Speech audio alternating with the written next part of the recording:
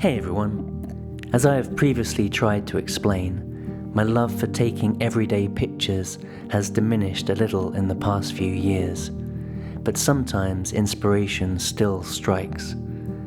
I have always loved the philosophy of seeking beauty in the everyday and in the ordinary, but, dear William Eggleston, there are only so many masterpieces you can create photographing the inside of your own refrigerator.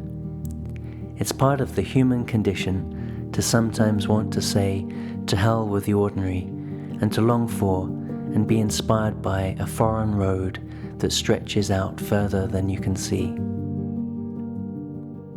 This September I visited one of the most northerly countries in America and found inspiration and happiness in documenting the trip. You know it's love when you're compelled to take photos. I started in Reno, traveled down to beautiful Lake Tahoe, and finally caught up with some friends in Las Vegas, you know, the city they made that film about.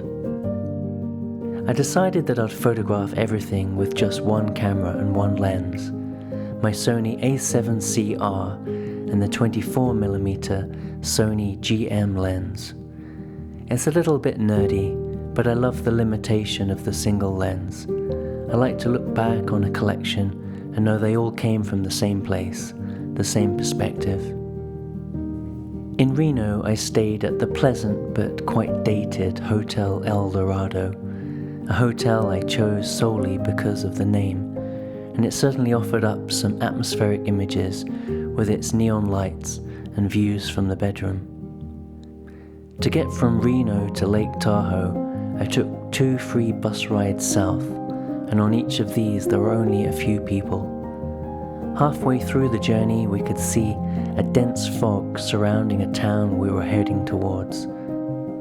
I pressed my camera right up to the window to eliminate reflections and caught a landscape disappearing under the dense grey of the fog. We drove right through it. The second bus took me up into the mountains, and from there I looked down across vast plains that appeared as if they had been untouched for centuries.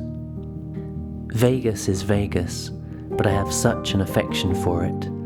There's the mad, garish, opulent center, but my friends were able to show me another side. There are quieter streets and districts. We drove to a beautiful, desolate, dry lake where we lit a fire and watched the stars sparkle and an unending line of planes descend one by one into the city. And from a nearby national park, the whole city appeared as a golden, sparkling tear in the rocky landscape.